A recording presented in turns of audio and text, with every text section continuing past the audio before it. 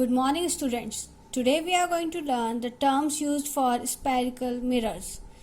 First, we have read about two types of mirrors. One is plane and second one is spherical mirrors. And we further divided spherical mirrors into two parts. It is concave and convex mirror. In my previous video, you can see all types of mirrors and how we are going to make a mirror concave or convex. So now today we are going to study about which terms we are going to use for spherical mirrors. हमने plane mirrors में देखा था कि हम एक centre point मान रहे थे जब भी हम लॉ ऑफ रिफ्लेक्शन पढ़ रहे थे कि मिडिल में एक रिफ्लेक्टिंग सरफेस होती है जिस एंगल पर कोई रे आके टर्न हो रही है, तो उसके मिडिल में हमने देखा था जो इनकमिंग और आउटगोइंग रे थी उसके मिडिल में हमने एक सेंटर पॉइंट माना था. ऐसे ही हमें स्फेरिकल मिरर्स में भी सेंटर पॉइंट मानना पड़ेगा. क्यों मानना पड़ेगा वो हम देख लेते हैं. यहाँ ऊपर आप एक फोटो में देख रहे हैं. इस फोटो में क्या दिख रहा है कि एक स्फेयर है, मतलब एक पूरा आपके पास सर्कल है. सर्कल मतलब बॉल मान लीजिए, एक बॉल टाइप का है. स्फेरिकल मतलब होता है नॉट सर्कल, उसका शेप सर्कल होता है, बट जो स्फेरिकल मीन्स होता है मतलब 3D की बात कर रहे हैं. बॉल जैसा है, वो बॉल दिख रहा है. उसको अगर हम एक बहुत छोटा सा पार्ट कट करते हैं तो वो कॉन्केव बन जाता है और दूसरा पार्ट कॉन्वेक्स बन जाता है. डिपेंड करता है कि हम किस वाली सरफेस पे उस पर पेंट या अपनी सिल्वर स्क्रीन को लगा रहे हैं. ठीक है, तो first term is pole. Pole means होता है the centre of the reflecting surface. जो भी हमने रिफ्लेक्टिंग सरफेस जैसे ये बनाई है, इस रिफ्लेक्टिंग सरफेस का जो मिडिल वाला पॉइंट होता है इट इज कॉल्ड पी. इसको कैपिटल पी से डिनोट करते हैं. This is the centre part of या centre of the reflecting surface. ये जो हमारा ये बहुत छोटा सा कर्व होता है, ऐसा हल्का सा कर्व होता है, तो इसके मिडिल का जो पार्ट होता है इन दोनों का हाफ, वो कहलाता है पोल. ठीक है, the second term is centre. तो सेंटर कैसे हुआ, क्योंकि हमें पता है, ये देखिए यहाँ पे ये सर्कल है. सर्कल है मीन्स ये हमारे स्फेयर से बना है, इसका कोई ना कोई सेंटर पॉइंट होगा.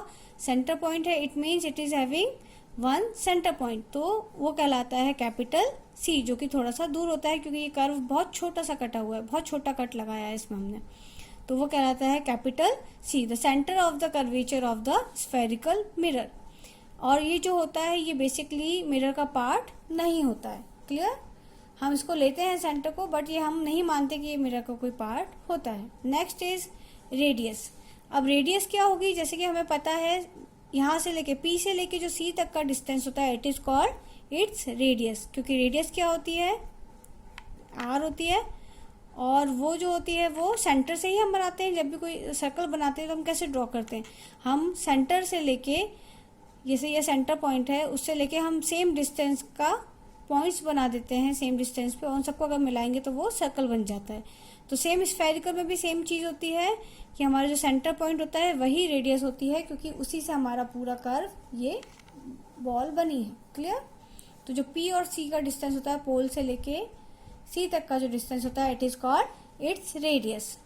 अगर कोई लाइन हमारा इस पोल से लेके सेंटर तक में स्ट्रेट लाइन जाती है, पोल से सेंटर तक कोई स्ट्रेट लाइन जाती है, अगर हम उसको मिला देते हैं तो it is called principal axis. ये जो स्ट्रेट लाइन है पी सी, इसको क्या बोलते हैं, प्रिंसिपल एक्सिस.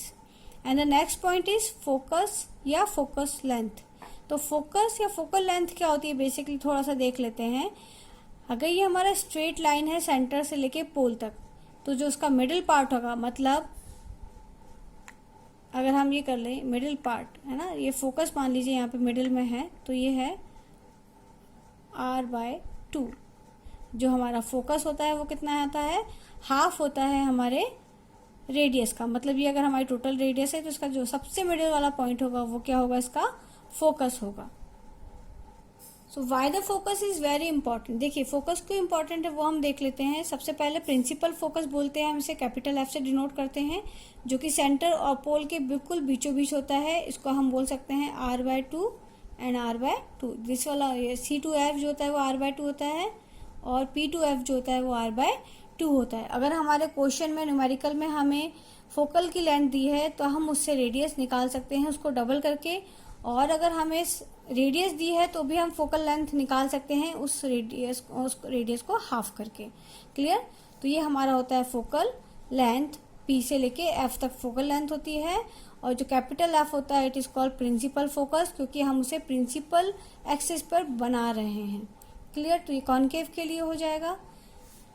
अगर अब मान लीजिए हमारा कोई भी ऑब्जेक्ट है जो बहुत दूर रखा है, इन्फिनिटी पे रखा है, और वहाँ से कोई रेज आ रही है, क्योंकि कोई भी चीज़ दिखने के लिए हमें लाइट रेज उस पर आना चाहिए और रिफ्लेक्ट होना चाहिए। तो वो जब रिफ्लेक्ट होकर हमारे पास रेज आएंगी तो हमें दिखाई देता है। तो जब वो मिरर पर आएंगी तब वो क्या होगा, मिरर से रिफ्लेक्ट होके कहाँ जाएंगी, क्योंकि ये पैरेलल एक्सिस में आ रही थी। ये जो लाइन है ये प्रिंसिपल एक्सिस है, इसके पैरेलल में ये लाइन्स आ रही हैं, रेज आ रही हैं। तो ये रिफ्लेक्ट होके हमेशा कहाँ जाती हैं, सेंटर पर जाती, फोकस पर जाती हैं, जो कि सेंटर और पोल के बीचों बीच होता है। क्लियर? तो सारी रेज क्या होंगी, रिफ्लेक्ट होके यहाँ पर कॉन्सेंट्रेट हो जाएंगी। किस केस में? कॉन्केव मिरर में। हमने घर में बहुत सारे चीज़ें देखी हैं कॉन्केव मिरर्स की। जैसे अगर हम कई बार कॉन्केव मिरर, टॉर्च वगैरह में हम देखते हैं कॉन्केव मिरर्स होते हैं, जो हम टॉर्च यूज़ करते हैं जनरली। और बेसिकली अगर हम देखें कॉन्केव मिरर में तो हमारे पास कुछ लेंस भी होते हैं जो हम कई बार आग लगाने के लिए यूज़ करते हैं, जिससे कि वो एक तरफ पूरी सन रेज इकट्ठी हो जाती है, कलेक्ट हो जाती हैं और वहाँ पर बहुत ज़्यादा हीट प्रोड्यूस कर देती हैं। तो बेसिकली स्पॉट लाइट वगैरह में यूज़ करते हैं, जहाँ पर हमें बहुत सारा हाई इंटेंसिटी की लाइट चाहिए होती है, बहुत ज़्यादा लाइट चाहिए होती है, वहाँ हम कॉन्केव मिरर का यूज़ करते हैं। अब इसी को हम कॉन्वेक्स मिरर में भी देख लेंगे। सबकी प्रिंसिपल एक्सिस, सेंटर, पोल सब सेम होता है। अब यहाँ पर क्या होगा, इसके अपोजिट पार्ट में हमने कलरिंग की हुई है और ये हमारा ऑरेंज कलर का जो है रिफ्लेक्टिंग सरफेस है। अब हमारा जो कर्वेचर है वो सर्कल तो यही है हमारा, तो सेंटर ऑब्वियसली यही बनेगा, सेंटर आप बाहर तो नहीं बना सकते।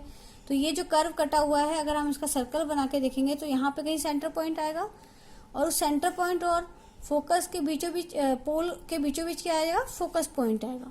अगर हम यहाँ से ऑब्जेक्ट को यहाँ रखते हैं, क्योंकि मिरर हमारा इसी तरफ है, रिफ्लेक्टिंग सरफेस ये है हमारी, तो अगर हम यहाँ कोई ऑब्जेक्ट रखते हैं, वहाँ से कोई रेज आ रही हैं, तो जब वो रेज यहाँ से रिफ्लेक्ट होंगी तो वो कहाँ की तरफ मुड़ना चाहिए, फोकस की तरफ मुड़ना चाहिए। ये रूल होता है ना। प्रिंसिपल एक्सिस के पैरेलल में कोई भी रेज आती है तो वो फोकस की तरफ मुड़ती है, लेकिन ये फोकस पे ना मुड़ के उसके अपोजिट चली जाएंगी। देखिए ये पैरेलल लाइन ही है फोकस के, है ना, बिल्कुल पैरेलल लाइन से बनाया हुआ है हमने, तो ये इसके एकदम अपोजिट फिर से रिफ्लेक्ट हो गई। मतलब ये उल्टा काम करता है। अगर हमें कहीं पे स्पॉट, जैसे रेयर मिरर जो होता है उसमें हम use, convex mirror rear mirror में यूज होता है, जो व्हीकल्स पे लगा रहता है, जिससे हम पीछे की स्क्रीन देख सकते हैं कि पीछे कौन सा व्हीकल आ रहा है, क्योंकि वो बहुत छोटा सा हमें दिखाई देता है।